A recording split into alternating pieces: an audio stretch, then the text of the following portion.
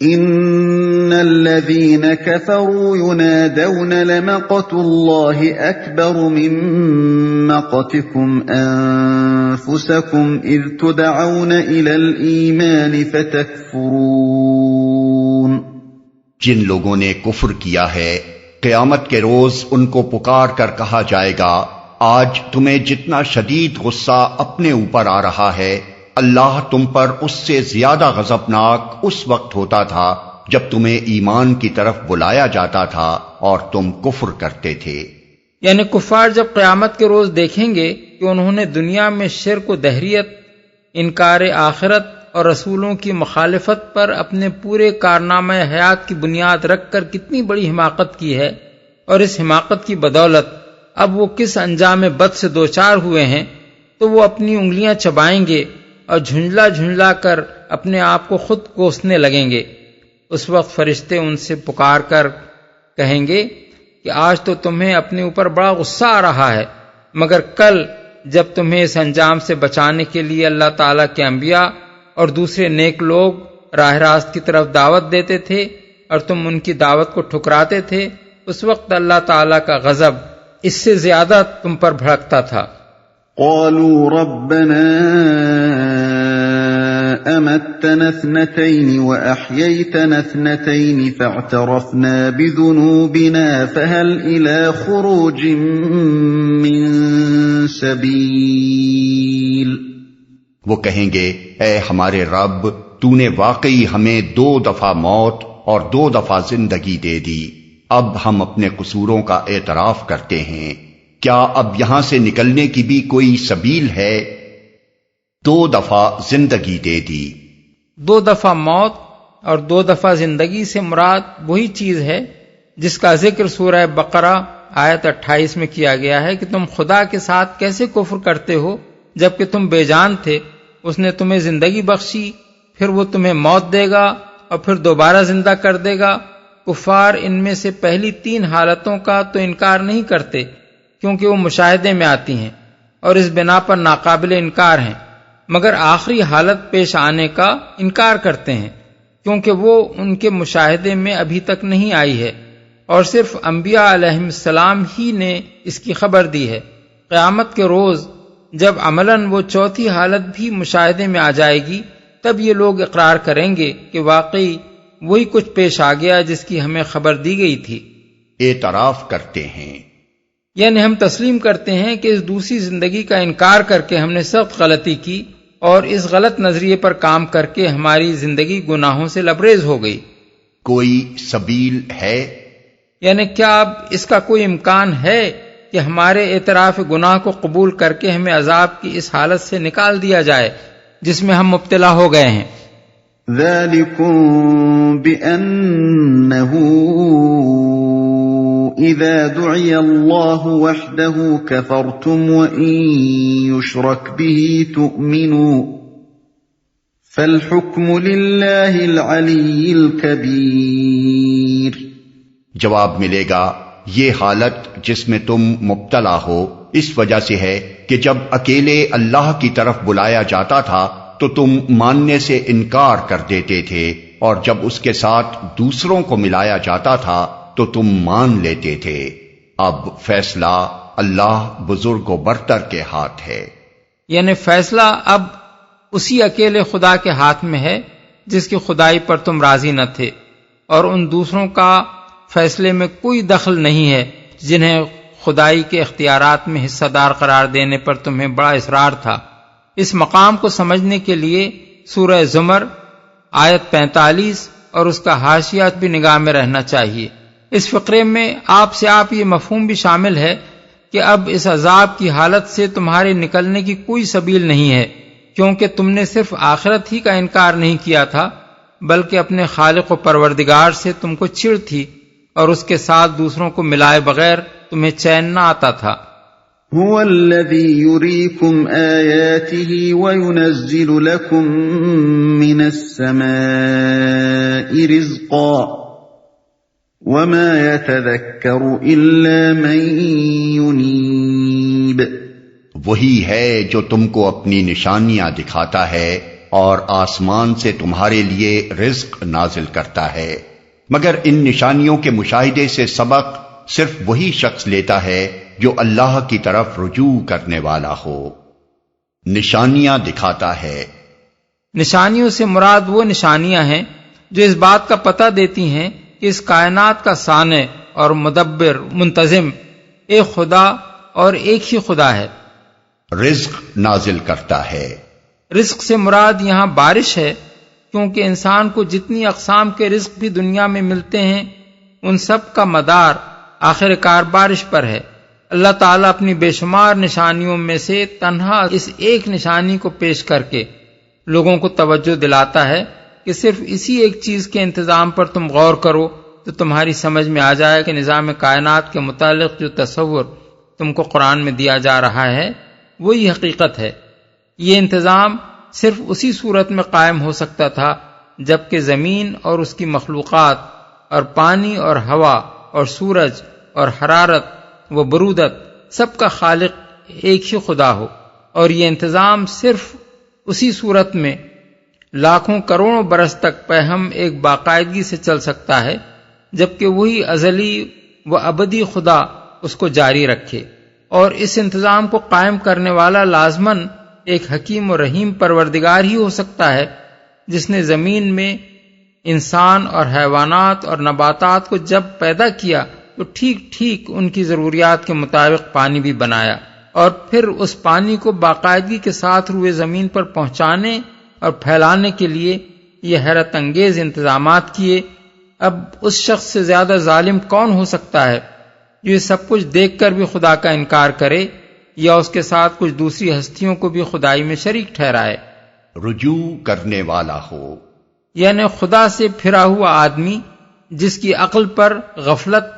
یا تعصب کا پردہ پڑا ہوا ہو، کسی چیز کو دیکھ کر بھی کوئی سبق نہیں لے سکتا۔ اس کی حیوانی آنکھیں یہ تو دیکھ لیں گی کہ ہوائیں چلیں، بادل آئے، کڑک چمک ہوئی اور بارش ہو گئی، مگر اس کا انسانی دماغ کبھی یہ نہ سوچے گا یہ سب کچھ کیوں ہو رہا ہے، کون کر رہا ہے، اور مجھ پر اس کے کیا حقوق ہیں۔ فَادْعُوا اللَّهَ مُخْلِصِينَ لَهُ الدِّينَ وَلَوْ كَرِهَ الْكَافِرُونَ، پس اے رجوع کرنے والو اللہ ہی کو پکارو اپنے دین کو اس کے لیے خالص کر کے، خواہ تمہارا یہ فعل کافروں کو کتنا ہی ناگوار ہو۔ رفيع الدرجات ذو العرش يلقي الروح من أمره على من يشاء من عباده لينذر يوم التلاق يوم هم بارزون لا يخفى على الله منهم شيء لمن الملك اليوم للہ الواحد القہار، وہ بلند درجوں والا مالک عرش ہے، اپنے بندوں میں سے جس پر چاہتا ہے اپنے حکم سے روح نازل کر دیتا ہے تاکہ وہ ملاقات کے دن سے خبردار کر دے۔ وہ دن جبکہ سب لوگ بے پردہ ہوں گے، اللہ سے ان کی کوئی بات بھی چھپی ہوئی نہ ہوگی۔ اس روز پکار کر پوچھا جائے گا آج بادشاہی کس کی ہے؟ سارا عالم پکار اٹھے گا اللہ واحد قہار کی۔ بلند درجوں والا یعنی تمام موجودات سے اس کا مقام بدرجہ بلند ہے۔ کوئی ہستی بھی جو اس کائنات میں موجود ہے، خواہ وہ کوئی فرشتہ ہو یا نبی یا ولی یا اور کوئی مخلوق، اس کا مقام دوسری مخلوقات کے مقابلے میں چاہے کتنا ہی عرفہ و اشرف ہو، مگر اللہ تعالیٰ کے بلند ترین مقام سے اس کے قریب ہونے تک کا تصور نہیں کیا جا سکتا، کجا کہ خدائی صفات و اختیارات میں اس کے شریک ہونے کا گمان کیا جا سکے۔ مالک عرش ہے، یعنی ساری کائنات کا بادشاہ و فرماروا ہے، کائنات کے تخت سلطنت کا مالک ہے۔ روح نازل کر دیتا ہے، روح سے مراد وحی اور نبوت ہے، اور یہ ارشاد کہ اللہ اپنے بندوں میں سے جس پر چاہتا ہے یہ روح نازل کرتا ہے، اس معنی میں ہے کہ اللہ کے فضل پر کسی کا اجارہ نہیں ہے، جس طرح کوئی شخص یہ اعتراض کرنے کا حق نہیں رکھتا کہ فلاں شخص کو حسن کیوں دیا گیا اور فلاں شخص کو حافظہ یا ذہانت کی غیر معمولی قوت کیوں عطا کی گئی، اسی طرح کسی کو یہ اعتراض کرنے کا بھی حق نہیں ہے کہ منصب نبوت کے لیے فلاں شخص ہی کو کیوں چنا گیا اور جسے ہم چاہتے تھے اسے کیوں نہ نبی بنایا گیا۔ ملاقات کے دن، یعنی جس روز تمام انسان اور جن اور شیاطین بیک وقت اپنے رب کے سامنے جمع ہوں گے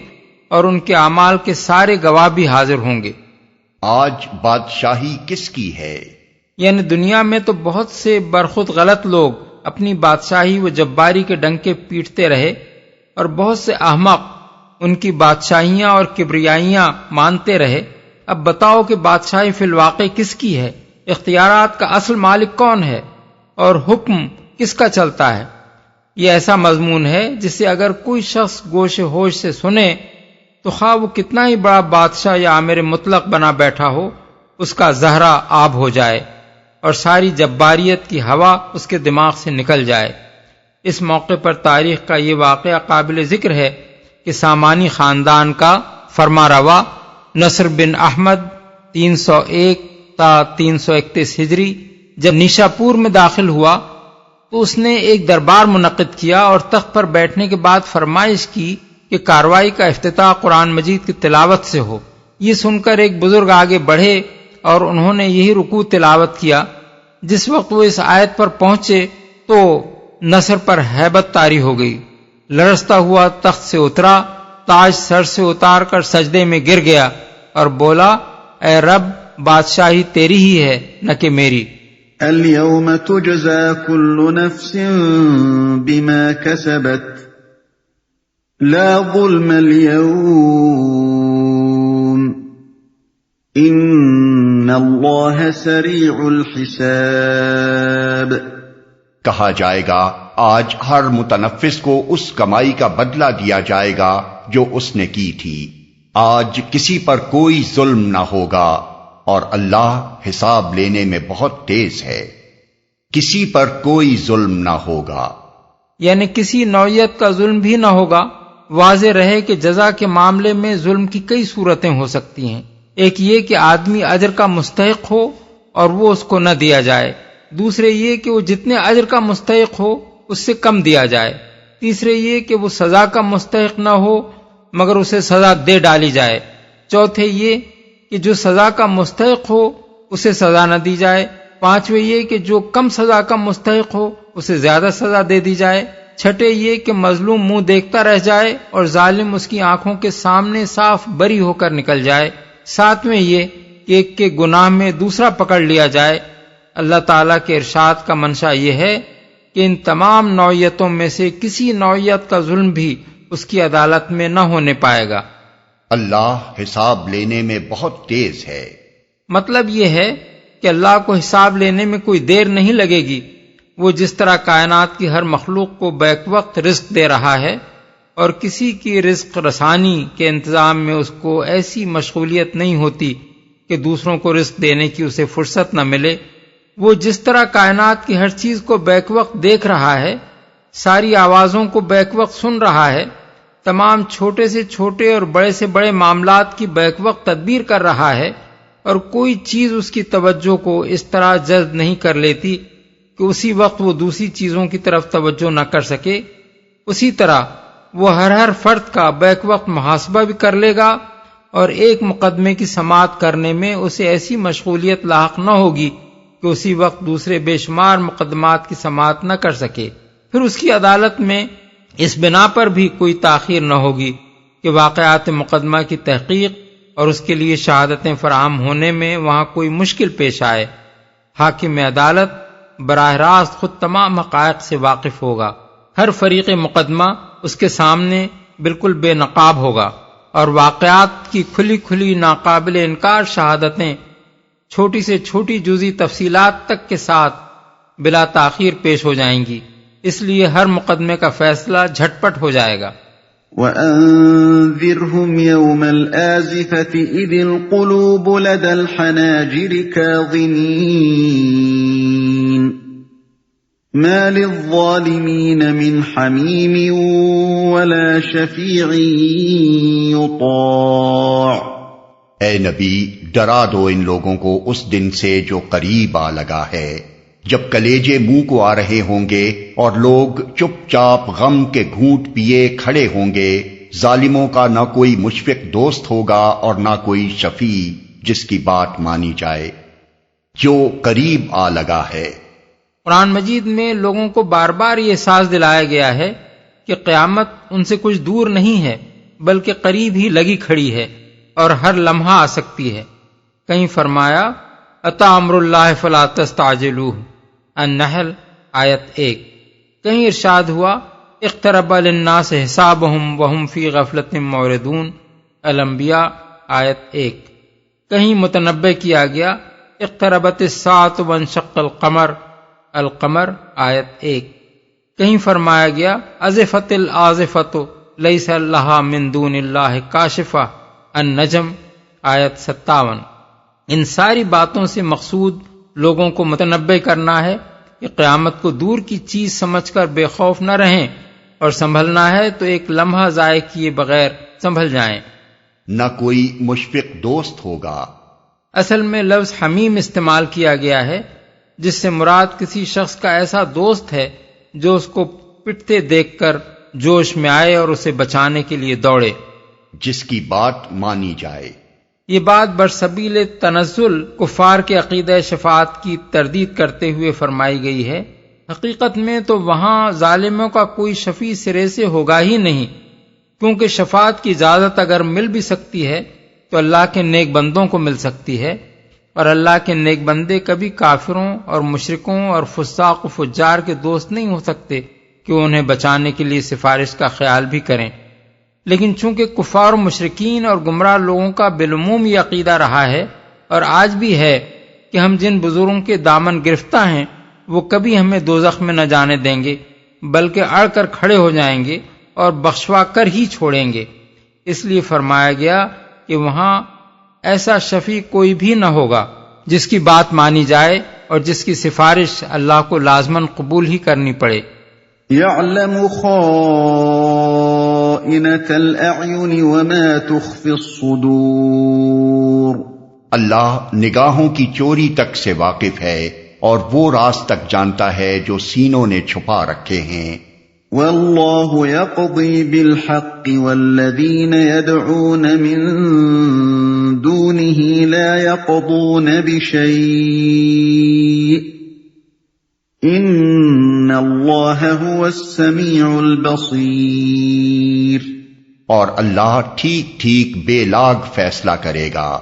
رہے وہ جن کو یہ مشرکین اللہ کو چھوڑ کر پکارتے ہیں، وہ کسی چیز کا بھی فیصلہ کرنے والے نہیں ہیں، بلا شبہ اللہ ہی سب کچھ سننے اور دیکھنے والا ہے۔